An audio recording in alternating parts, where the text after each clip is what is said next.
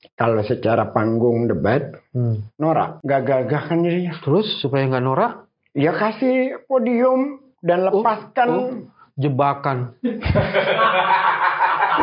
Dia mengubah informasi yang terjadi, situasi yang diungkap Anies, ketidakadilan terhadap Harun Ar-Rasyid. Seperti ini nih, cara-cara seperti ini nih, yang biadab.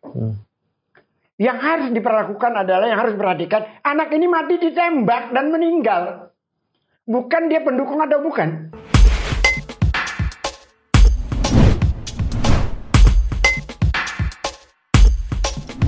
Bismillahirrahmanirrahim. Assalamualaikum warahmatullahi wabarakatuh. Teman-teman, jumpa lagi di channel Kewarasan ini.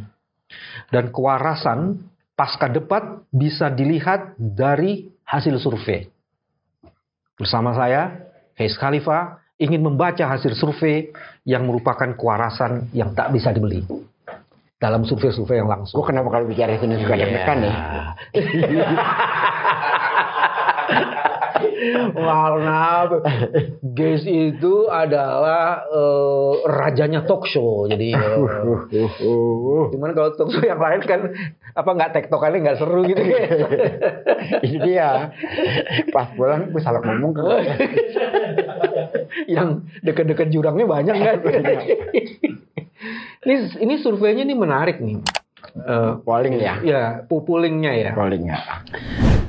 Indonesia Today. Anies Baswedan 85%, Prabowo Subianto 6%. Oke. Gelora News, Anies Mohaimin 64%, Prabowo Gibran 34%. Lumayan ini. Cuman kalau yang lihat lagi Neo Historia, ini Anies Baswedannya tinggi banget, bukan tinggi lah, 39%, tapi Prabowo-nya Subianto 7%. Ini ada yang di bawah 10% nih. Ada Teguh Santosa, Anies Baswedan 92%, Prabowo Subianto 3%, yang ikut polling 28.000. Di tempat Bosman lebih lagi nih, Bosman Mardigu, yang ikut pollingnya 15.000, Anies Baswedannya 90%, Prabowo Subianto cuma 4%. Nah ini yang mesti hati-hati, apakah benar Ainun Najib atau tidak, tapi disebutnya di situ Ainun Najib, masih kita tanya. Tapi ya, cuman di situ dibilang Anies 53%, Prabowo 4%. Ganjar agak tinggi di situ. Ya. Nah, cuman kalau coba lihat Republika. Anies 87%, Prabowo 6%. Ya. Jadi dari data ini agak ngimpi kali itu dibilang Prabowo bisa menang satu putaran pasca ini ya. Apa pendapatnya guys? Yang pertama itu bukan soal menang satu putaran dulu. Saya yang pertama itu membaca komentar-komentar lucu dari kalangan yang saya kenal relatif terdidik. Jadi bukan angkanya ya, tapi orang yang komentar orang pasca debat itu ya. Debat, ya. Kalau saya menjadi berada dalam kubunya Prabowo, maka langkah saya ambil adalah membuat pernyataan-pernyataan normatif yang tidak menolak persepsi masyarakat terhadap debat. Karena semua orang yang berpikirnya normal pasti tahu bahwa memang debat itu sudah tidak berimbang. Jadi maksudnya apa tidak berimbang tuh? Ya, kualitas Anies di dalam debat itu memang mencapai sesuatu yang seperti kita tahu Anies pada umumnya lah. Kalau bahasanya Pak Geis itu outstanding lah. Ya, jadi Anies itu memang kalau hal semacam itu kita tahu dia sangat menguasai. Oke. Tapi ketika dicoba dibalik, maka itu menjadi lucu. Dan relatif mempertontonkan kedunguannya sendiri. Misalkan teman saya namanya Denny J.A., seorang konsultan politik, seorang surveyor, yang sekarang ini berada dalam kubunya Prabowo. Lalu dia menulis bahwa dalam debat itu yang paling menarik adalah Prabowo dengan Polesan ada lucu-lucunya, ada apa gitu, ada bercandanya, ada jogetnya, dan itu lebih memiliki daya tarik terhadap masyarakat ketimbang yang hanya bicara substansial, gitu kan? Itu kan cara dia mencoba membuat situasi yang dialami terhadap debat kemarin agar nilai Prabowo tidak jatuh-jatuh amat lah gitu. Tapi pujiannya itu menjadi berlebihan dan menjadi bukan seorang. Atau memang Denny kayak gitu sesungguhnya gitu lah. Jadi itu kalau begitu tuh Grace itu apa ya kita sebut orang kayak gitu ya? Bohong, manipulatif, atau ada kalimat lain? Orang yang apa sih, ada istilahnya orang yang apa, bukan denial ya, orang yang membohongi diri sendiri gitu loh. Berusaha membohongi dirinya sendiri. Ya. Sakit dong kalau gitu. Ya bisa jadi. Lalu ada lagi bagian lain, kalau saya nyebut nama sopan, Andre Rosiadi. Coba Andre. Kalau Rocky Gerung katakan dia itu, ini bercandanya Rocky di saya ya, dan kalau ini jadi ya, aku lihat publik tuh, iya. menjadi tanggung jawab saya tentunya. Rocky mengatakannya rendang basi. Rendang basi. Rendang basi gitu. Tapi Rocky tidak bertanggung jawab dinyatakan di publik. Itu bercandanya dengan saya, yang bertanggung jawabnya saya. Walaupun saya mengutip dari Rocky. Gitu. Jadi nggak ada urusannya dengan Rocky dalam konteks saya bicara ini. Nah, Andre Rosiadi ini mencoba menarik kepada persoalan etika bahwa Anies tidak beretika. Ini nih yang dia bilang nih. Andre Rosiadi ke Anies, etika jangan hanya dijadikan bualan retorika. Yang sesungguhnya gimana itu? Yang membual Andre atau? Yang sesungguhnya Andre cari muka terhadap Prabowo berlebihan. Dan itu sudah berkali-kali terjadi. Dialog saya di TV dengan dia juga terlihat gitu loh ya. Jadi Andre itu berusaha memposisikan dirinya sebagai loyalis Prabowo segala macam gitu. Sambil efeknya adalah menurunkan derajat kapasitas kemauan otaknya dia. Makanya Rocky mengatakan rendang basi akhirnya kan. Oh gitu. Tapi sebenarnya kalimat yang persisnya apa nih? Maksud saya ada apa sesungguhnya sampai Andre itu ingin mengatakan kepada publik bahwa Anies itu mencapreskan diri di tahun 2023 coba di Twitternya Andre deh. ini tidak izin dengan Prabowo. Ini nih kalimatnya Andre nih, guys. Mas Anies sibuk bicara etika, mempertanyakan etika. Mas Anies kita tahu berjanji untuk tidak mencalonkan diri menjadi presiden kalau Pak Prabowo maju. Ternyata kan tidak ditepati. Terus ada yang kedua juga gitu. Pak Prabowo mengusung Mas Anies, beliau modali Mas Anies sehingga bisa menjadi gubernur DKI. Dan itu menjadi modal Mas Anies untuk capres sekarang. Jadi sebenarnya gimana? Oke. Agak panjang nih. Harus jelas nih. Yang pertama tentang hubungan Anies dengan Prabowo dalam konteks Gerindra. Oke. Pertama, Anies tidak mendaftar jadi gubernur. Oke. Yang kedua, Anies diminta untuk maju melalui Gerindra itu diminta. Bukan dia datang ujuk-ujuk mendaftarkan diri untuk dia menjadi gubernur. Kenapa seperti itu? Karena Prabowo tahu dan semua kita pada saat itu yang lagi sedang mencari figur gubernur, calon gubernur untuk mengalahkan Ahok, itu tidak mungkin kita menjadikan Sandi sebagai lawannya. Sandi belum perform banget pada saat itu ya. Belum, gitu kan. Bahkan sebelumnya Sandi itu kita mendeklarasikan termasuk ada dari Gerindra. Teman saya, M. Taufik yang sekarang almarhum, ada juga dari DPW Demokrat, Nahrawi kalau saya tidak salah. Kita sama-sama berada di rumahnya Pak Sapri Samsudin. Oh, mau menjadikan Pak Sapri. Menjadikan Pak Sapri sebagai calon gubernur DKI. Bahkan Pak Sapri setengah kita paksa. Ada saya, ada Lius, ada banyak-banyak orang di situ. Malam Lebaran, entah malam Lebaran Idul Fitri atau Idul Adha, saya lupa. Tapi pasti ada di Google. Tinggal dicek aja. Malam itu deklarasi sebagai calon gubernur DKI. Mendeklarasikan Pak Sapri. Ya?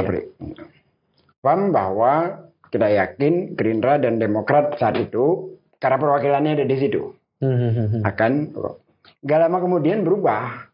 Rakernas Gerindra munculkan nama Sandi. Oke. Ada 3 partai lainnya, PAN, P3 dan PKB. Meminta Anies maju. Tapi itu sama sekali tidak terdengar di publik. Karena itu adalah rapatnya mereka internal. Yang kemudian berubah setelah bertemu dengan SBY, muncullah AHY. Tapi cerita ini juga sudah ada banyak ya. Lalu dengan adanya AHY itu, Gerindra berhitung. Ini berat untuk melawan Ahok, ditambah ada AHY di Demokrat itu, Sandi ini.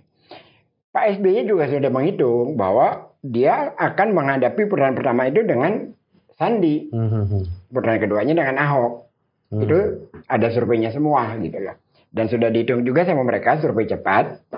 Saya tahu juga itu siapa yang dipakai untuk survei cepatnya itu. Dan hasil surveinya AHY di atas Sandi. Hari terakhir, menjelang 1 hari terakhir, Sandi bertemu dengan Anies. Hari Kamis saya ingat itu, bertemu dengan Anies. Lalu malamnya Anies diajak bertemu dengan Pak Prabowo. Anies datang jam berapa ke rumah Pak Prabowo? Keluar beritanya di Detikcom di Jalan Kertanegara. Jam 2 pagi. Hampir jam 2 pagi. Gitu. Datangnya sekitar jam 1 malam diundangnya. Oh, gue pikir datang dari jam tanggal 10 cuma ditunda sampai gitu, enggak ya? Memang datangnya juga udah malam. Oke. Jadi Kamis udah Jumat pagi sebenarnya. Lalu dan saya mendapat berita itu waktu itu belum WA, masih BBM. Yang ngirim pesan BBM menanyakan kepada Anies, ada apa ini? Karena ada foto di Detik itu beritanya sih lupa. Mukanya Anies nggak kelihatan, cuman kepalanya aja deh, fotonya dari belakang, memasuki rumah Pak Prabowo. Karena waktu itu kan hangat sekali tuh, menjelang penetapan Cagup. Besok malamnya, barulah mereka mendaftar. Jadi Anies mendaftar ke KPU di hari terakhir, tanggal 23 September. Itu barulah kesepakatan Gerindra dengan PKS. Tapi Anies diundang nih, bukan Anies mendaftar. Oke, jadi tidak beretikanya di mana tuh?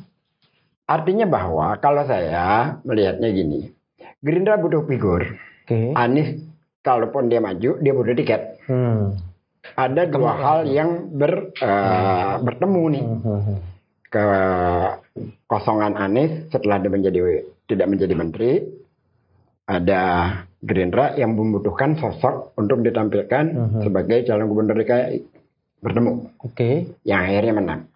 Kalau hutang budi, dua-duanya berhutang budi. Anies berhutang budi mendapatkan tiket dari Gerindra. Gerindra mendapatkan hutang budi kepada Anies. Sekarang Gerindra menjadi punya gubernur di Jakarta. Ada sejarah tercatat Gerindra memenangkan pertarungan gubernur di Jakarta. Terus yang tidak beretikanya yang Andre bilang tuh di mana? Lalu yang kedua, masuk ke 2019. Pilpres. Dan Mas Anies pada saat itu jadi gubernur. Anies sudah jadi gubernur. Berkali-kali diminta. Didatangi oleh Mujani. Saiful Mujani. Bukan, Ahmad Mujani. Ahmad Mujani. Didatangi. Oh, ini sekjen ya, sekjen Gerindra. Bertemu dengan Pak Prabowo. Anies menolak. Untuk menjadi wakil presidennya Pak Prabowo. Lalu ada 3 partai datang di sebuah acara Abang Anies lagi di acara Abang None Jakarta. Jadi 3 partai itu memang sudah terkesan kalau mendukung Prabowo lagi nih berat nih. Mereka menginginkan figur alternatif sebagai figur ketiga selain Prabowo dan Jokowi. Anies menolak. Bahwa saya tidak akan maju selama Pak Prabowo mencalonkan diri sebagai presiden dan saya komit untuk membenahi Jakarta 5 tahun. Kalau yang foto ini?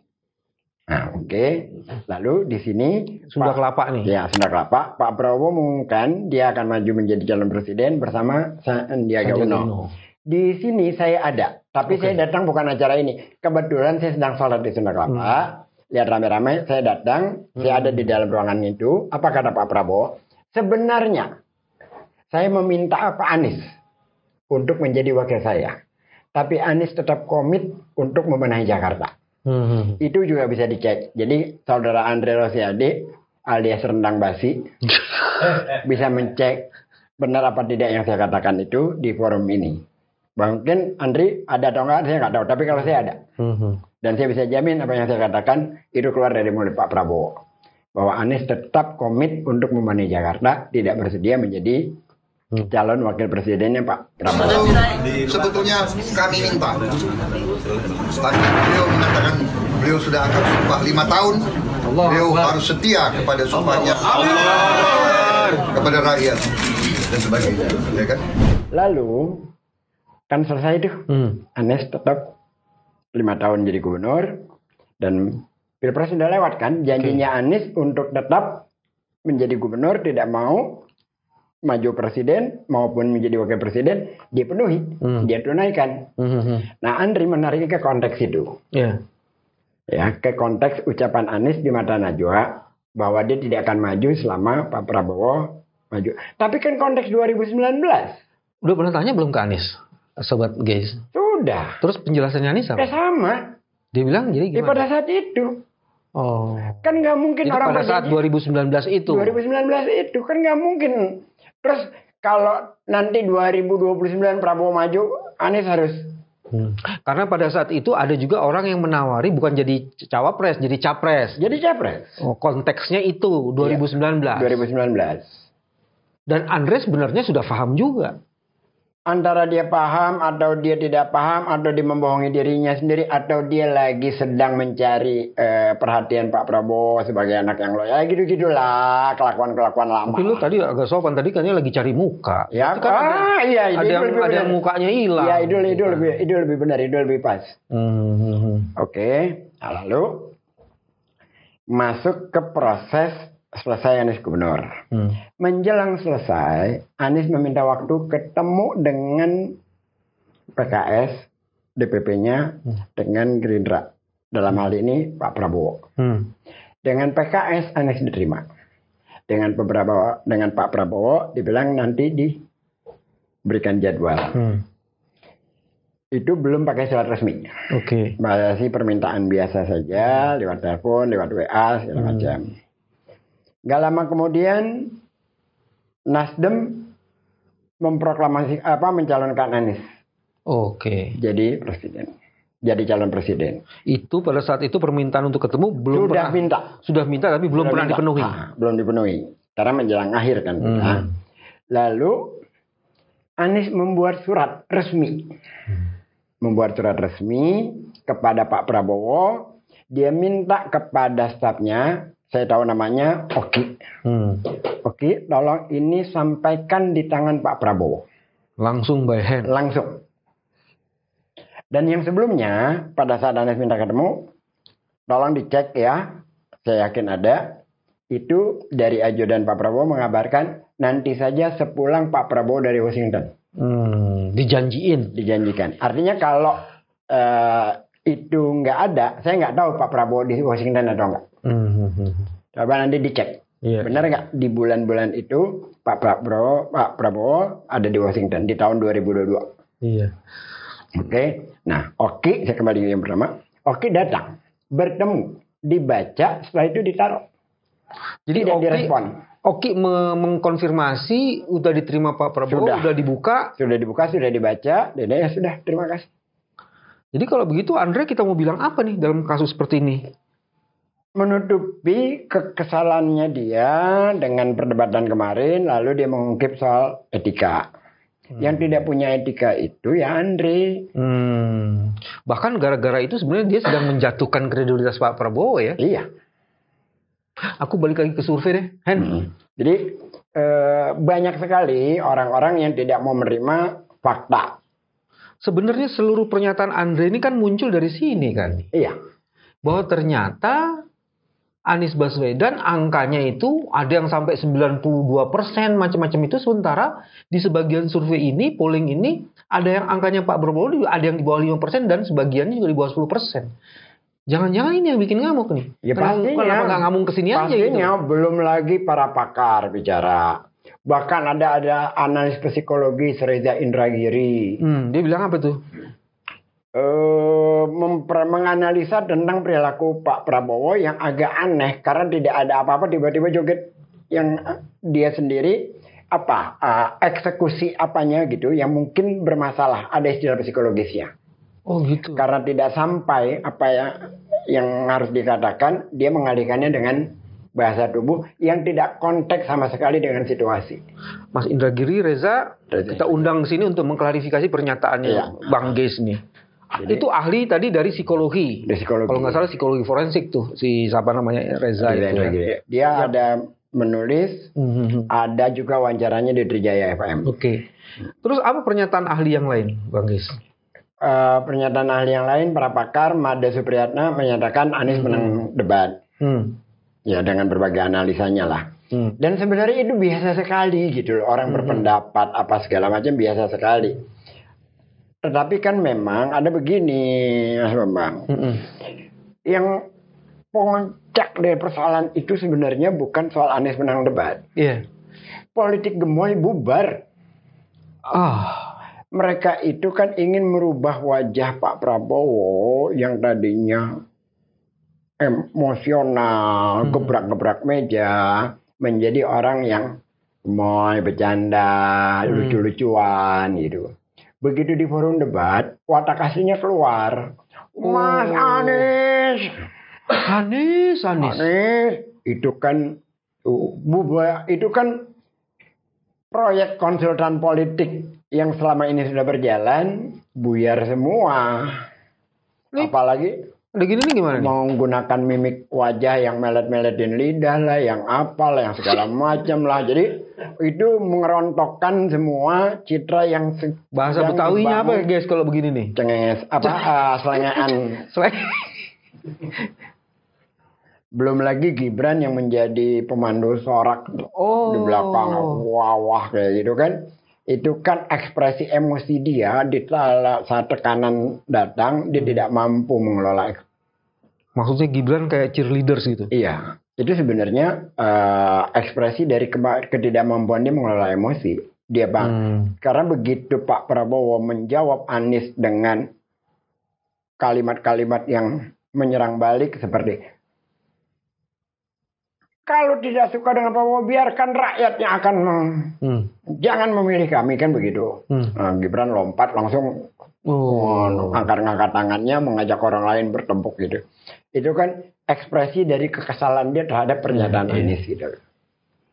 Apa stoppersnya ini Reza mengatakan itu yang disebut dengan executive functioning. Executive functioning. Iya. Itu yang dia bilang. Jadi seolah-olah memang ada yang sedang ditutup-tutupi, ya. Dan kemudian dia muncul untuk menutup-nutupi hal-hal yang sesungguhnya benar-benar terjadi itu.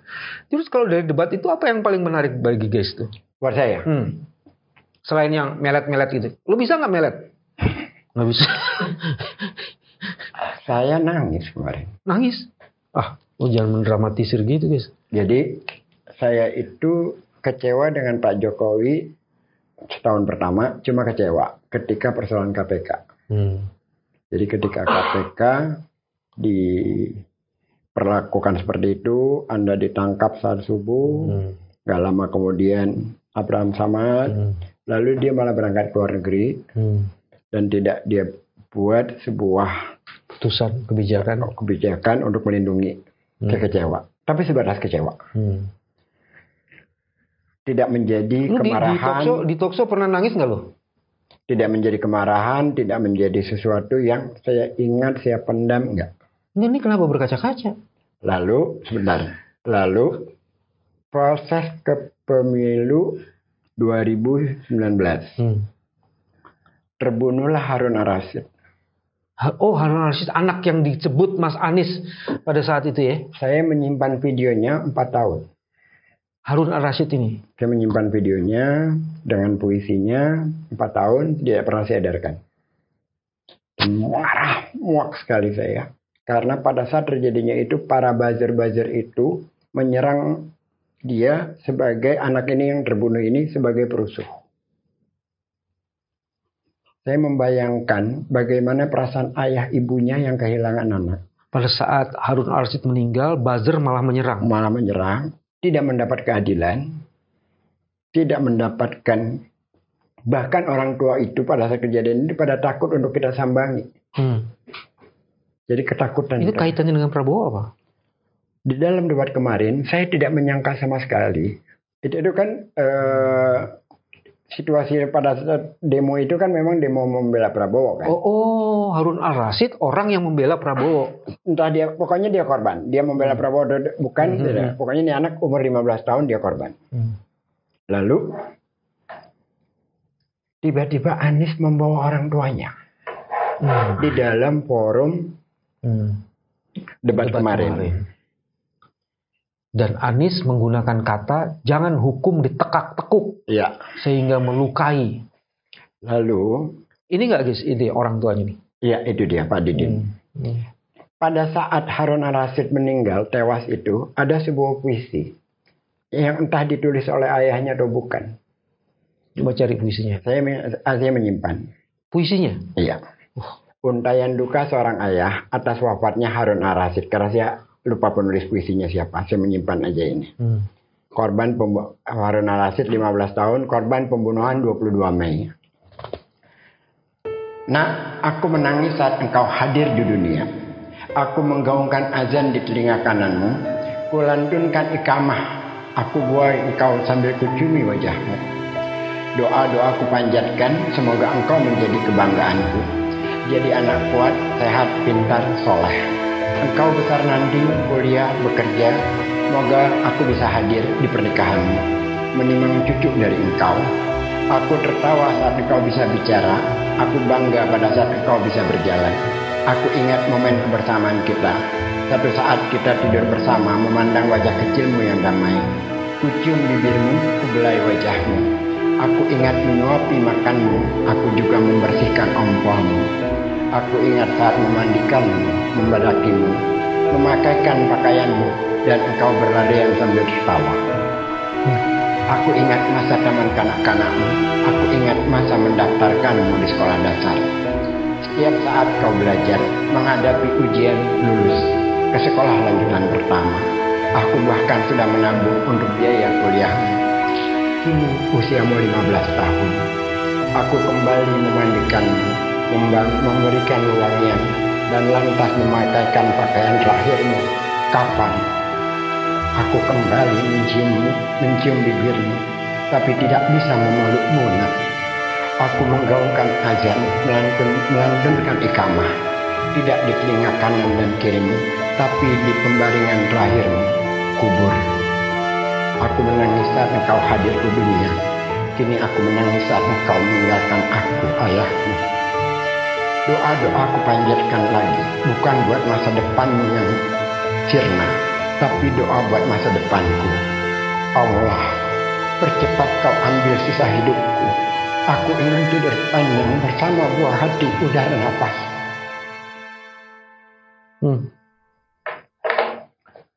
Jadi ketika saya lihat Anies membacakan itu, alhamdulillah akhirnya ada yang meneriakkan tentang anak ini di sebuah forum. Dan di forum yang sangat bergengsi. Dilihat begitu banyak orang, jutaan orang. Buat teman-teman yang dekat dengan saya, apalagi di grup Isafis, saya mengulang-ulang tentang ini. Kadang dalam setiap perdebatan yang saya kirim adalah, kalau ada yang membela rejim, semoga lu mengalami apa yang ayahnya Harun al-Rashid alami. Insya Allah. Tuh kayaknya sama saya tuh belum pernah kayak gini nih guys. Begitu mendalam. Luka.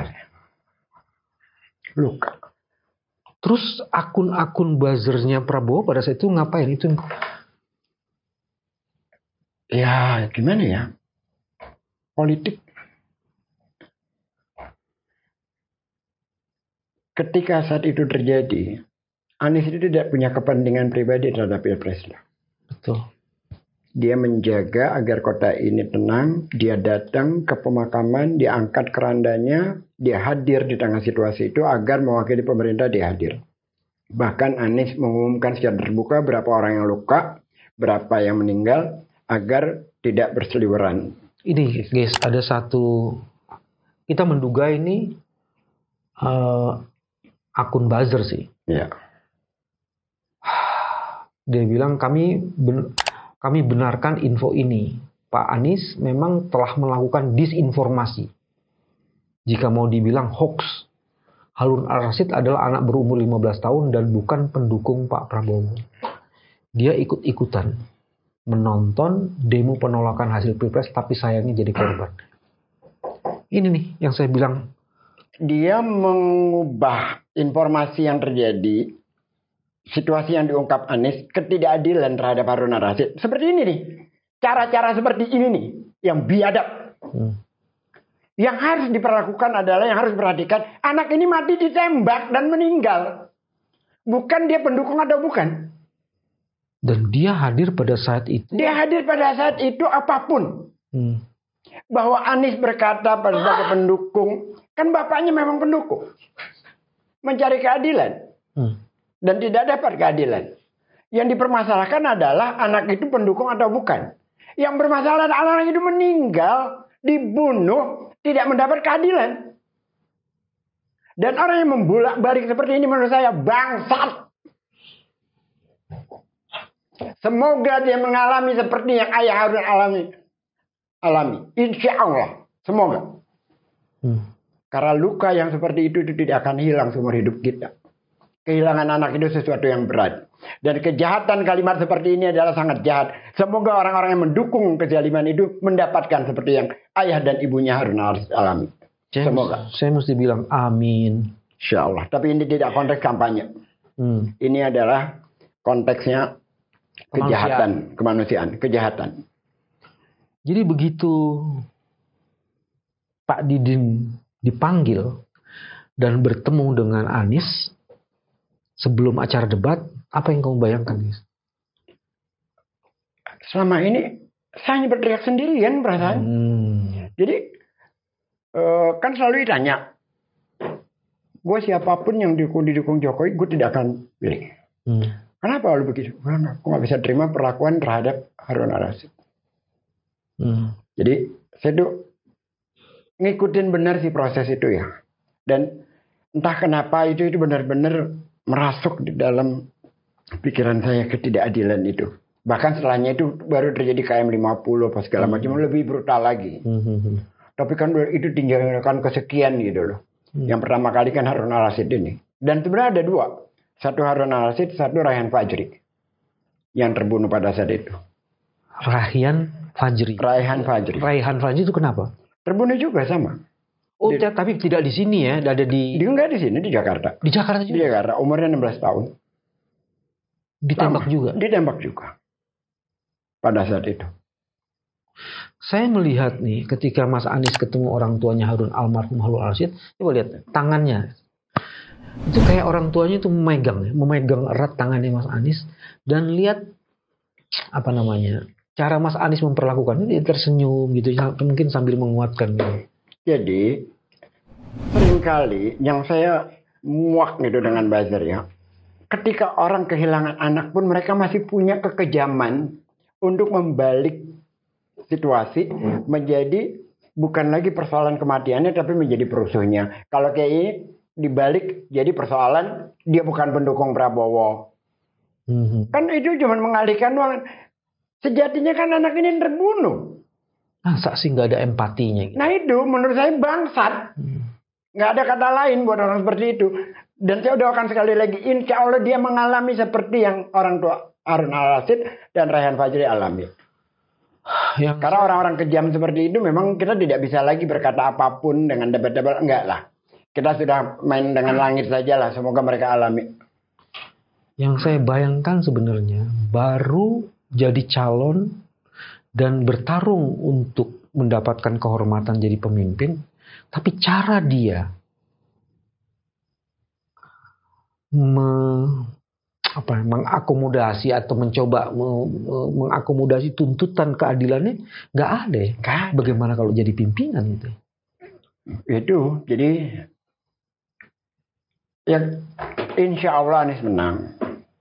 Kalau Anies kalah, ya kita lebih baik nggak usah lah berpikir tentang mengkritisi negara macam-macam. Selamatin keluarga aja deh. Maksud lu keadaan udah hopeless lah. Ya gimana seorang Prabowo membawa Gibran ke pentas puncak politik Indonesia dengan cara yang mengkangkangi MK. Apalagi yang kita harapkan dengan negara ini. Guys, ada orang yang menasihati kamu, guys. Tahan, Bang Guys, tahan. Kita masih butuh orang-orang seperti kamu. Jangan sampai kena pasal ujaran kebencian. Ini orang sayang nih sama guys. Namanya Alhamdulillah. Denny Dharma. Ya, insya Allah mudah-mudahan saya akan tahan untuk hal yang lainnya, tapi tidak untuk pembunuhan. Posisi jelas banget sih. Ya, harus hitam putih. Kalau Anies dalam situasi seperti itu pun tetap akan jadi musuh saya kok. Whoever Siapapun. Orangnya, kalau dia melakukan kayak gitu, nggak ada cerita sudah. Apa yang menarik lagi lainnya? Kalau yang ini oke. Tentang masih dalam perdebatan kemarin. Perdebatan kemarin yang paling menarik lah, yang menohok jantung hati seorang Hez Khalifah. Capek sebenarnya ketika Anies menjadi gubernur itu kita menjelaskan polutan udara di Jakarta kotor, ini segala macam polusi. Kita menjelaskan berkali-kali berulang-ulang bahwa Jakarta itu polusinya bukan hanya kendaraan bermotor, tapi ada pabrik-pabrik di sekitar Jakarta. Bahkan di dalam Jakarta sendiri juga ada PLTU. Lalu DKI, pemerintah pusat, pemerintah Jabar dituntut sama, kalau saya tidak salah yang nuntutnya LBH. Iya. Sebagai representatif dari civil society ya. Sipil. Kalah. Lalu satu-satunya tidak mau banding itu Pemprov DKI. Pemerintah pusat juga digugat. Digugat. Nah, pemerintah pusat minta DKI banding. Bahkan ada di balik itu bahkan ada bargaining lah terhadap Pemprov DKI tetap tidak mau. Tidak mau. Lalu kalah dan pemerintah DKI melakukan apa yang disuruh oleh pengadilan. Putusan pengadilan itu Membuat trotoar-trotoar di Jakarta untuk lebih banyak orang berjalan dan menggunakan transportasi publik, memperbanyak cover area transportasi publik, buat taman-taman, semua dilakukan. Ada tuntutannya 8 yang tidak bisa DKI kabulkan 6. Satu adalah menutup pabrik-pabrik itu. DKI mana punya otoritas? Mestinya pusat itu kan? Mestinya kan pusat. Satu. Nah, yang satu lagi saya lupa karena udah agak lama. Oh, jadi dari 8 itu 6 yang dipenuhi. 6 dipenuhi. Tidak bisa karena di luar otoritas. Di luar otoritas. Gitu. Nah, ketika Pak Prabowo nanya itu lagi, aduh, kan Anies sudah menjelaskan dengan baik deh di awal. Terus Pak Prabowo masih dia bilang angin lagi disalahin. Itu kan. Angin kan nggak pakai KTP. Ya itu kan sebenarnya kan kalimat metafora aja bahwa itu udara itu kan bisa ke sana kemari. Yang gitu KTP kan. Itu Anies ya. Cuman Anies, Prabowo mengatakan angin disalahin. Jangan salahin angin. Untuk apa ada pemerintah kalau menyalahkan ini angin. Pak Prabowo belum melihat ini kan ini guys. Ya itu persoalannya. Ini kan data satelit. Ini jangan-jangan yang mau dikirim Pak Mas Anies nih ya. Iya. Nggak usah Mas Anies deh. Ges aja yang kirim deh ke Pak Prabowo. Banyak lagi data-datanya itu. Banyak lagi data-data penelitian dari banyak lembaga yang bikin. Dan yang punya tingkat perhitungan udara di Jakarta itu di Indonesia hanya Jakarta. Kota-kota lain enggak. Coba kota-kota lain punya. Pak Prabowo tahu nggak? Kenapa? Jangan Pak Prabowo nggak tahu. Kayaknya nggak tahu. Kayaknya nggak tahu. Terus kalau jawabannya seperti itu, kira-kira apa ya dalam benak guys? Ini kan perdebatan elit nih, calon presiden. Ya mungkin yang pertama ada kesalahan adalah materi yang ditanyakan. Karena tidak sesuai dengan tema besar diskusi. Temanya kan hukum. Oh, yang nanya salah. Iya dong. Kan ini kan yang nanya Pak Prabowo kan? Iya. Kan pertanyaannya salah jadinya. Kan materinya kan tentang hukum. Hukum, anti korupsi, demokratisasi, pemerintahan, HAM. 5. Iya. Isu pemerintahan kali ini guys. Ya bisa masuk di situ, tapi kan jadi kalau isu pemerintahan kan terkait soal korupsi, soal apa gitu kan. Tapi masukkan yang kemari. Ini oke lah, soal pelayanan publik bisa kita masukkan gitu ya. Oke lah, nggak ada problem gitu.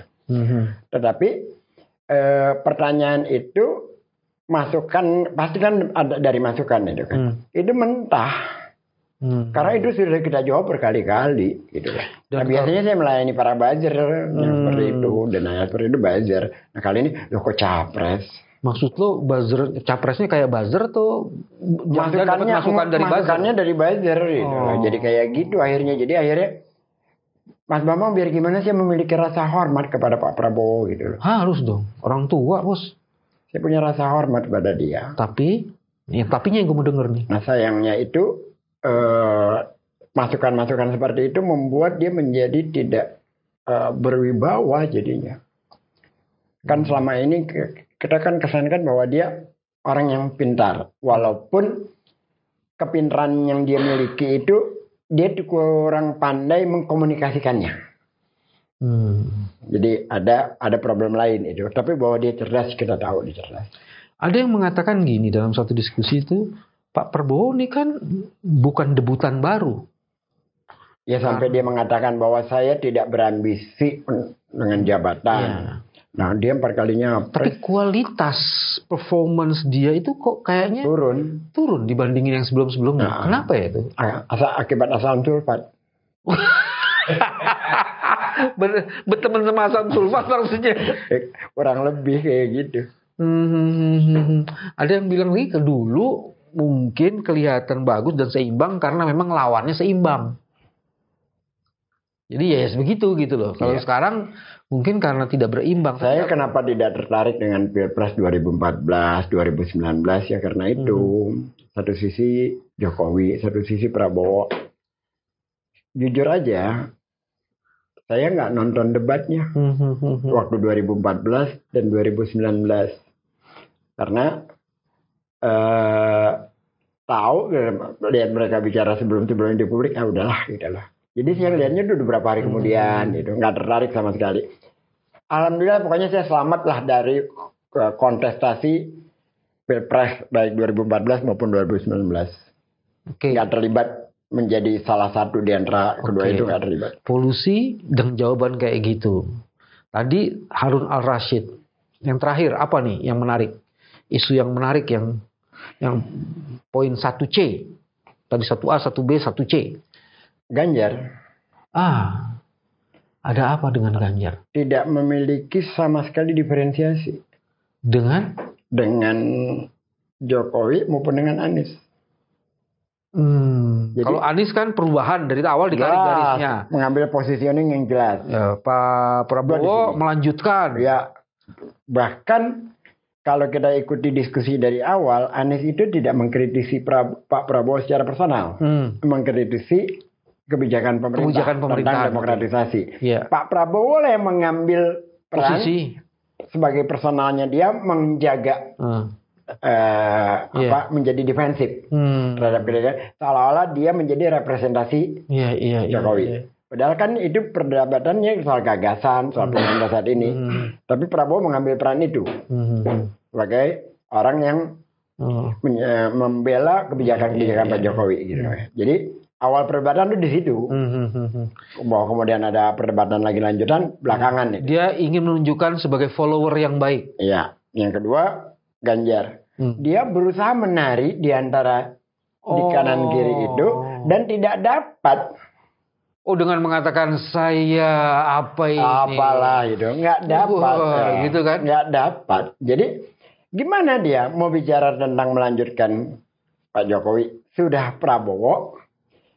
Bicara tentang perubahan, ada Anies. Tanggung semuanya. Semua serba tanggung di posisi yang abu-abu.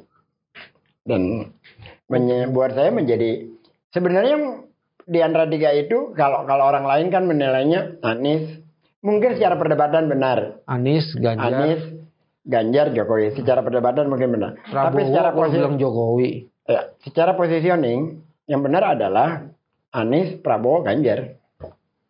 Karena Ganjar tidak punya sikap. Bajunya udah putih hitam tuh. Bajunya hitam putih. Gagasan-gagasannya dia nggak hitam putih, abu-abu semua. Oke. Jadi menjadi situasi yang buat Ganjar itu menjadi serba salah gitu lah. Ini kalau Pak Prabowo melet-melet, kamu apa pendapatmu mengenai melet-melet ini? Kasian. Nggak enak ya? Oke, kalau gitu saya tanya. Apa yang terbayang oleh kamu ketika membaca sat. Nah, itu apa tuh? Mencoba mengambil kalimat-kalimat sehari-hari orang yang kerjanya cepat. Menjadi seolah-olah mereka akan bekerja seperti itu. Itu kan menyederhanakan itu kan. Ya selama ini kita tahu bagaimana penegakan hukum kita, bagaimana peran Pak Mahfud yang hanya menjadi penumpang angin.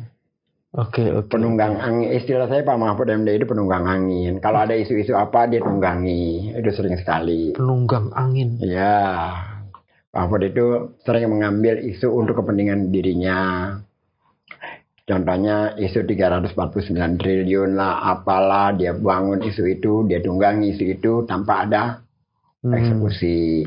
Atau ada masalah lain juga sama. Kemarin KPK kan, dia bilang OTT KPK nggak benar itu diralat. Ya begitulah Pak Mahfud. Bagaimana? Nah Ganjar secara gubernur, ya biarkan orang Jawa Tengah sendiri yang bicara selama dia 10 tahun, bandingan dengan Jakarta 5 tahun. Itu bisa kita, dengan ini bisa terlihat dengan secara jelas. Jadi kalau satu kata debat kemarin bagi guys satu kalimat lah, itu apa penilaiannya? Ada dua saya melihatnya. Kalau secara panggung debat, norak. Ya kayak cerdas cermat 3 orang berdiri, gagah kan dirinya. Terus supaya nggak norak? Ya kasih podium dan lepaskan jebakan. Kasih podium. Kalau podium itu pecah, ya orang ya kalau dia nggak mampu mengendalikan diri hanya untuk berdebat, bagaimana mengendalikan negara? Oh, gitu ya. Tapi kan kita perlu orang yang mampu memecahkan masalah, bukan memecahkan panggung loh, memecahkan masalah. Ya, jadi yang kedua itu dia banyak buang waktu. Ambil bola, buka pertanyaan nomor. Lepaskan saja 3-3-nya itu, satu orang moderator, dua kan asik, kelihatan semua gagasannya, pikiran-pikirannya. Ini kan diformalkan terus kan, buka. Itu kalau orang nyanyi, moodnya itu keburu hilang. Lagi asik-asik kan turun lagi. Jangan-jangan gara-gara itu Pak Prabowo moodnya hilang tuh. Bisa jadi, gitu loh. Jadi jangan cerdas cermat. Jadi kalau tanya ke saya satu kata aja norak jadinya. Teman-teman, debat itu menyisakan berbagai perdebatan. Kewarasan di channel ini akan terus membahasnya. Terima kasih, sampai ketemu lagi. Assalamualaikum warahmatullahi wabarakatuh. Waalaikumsalam warahmatullahi wabarakatuh.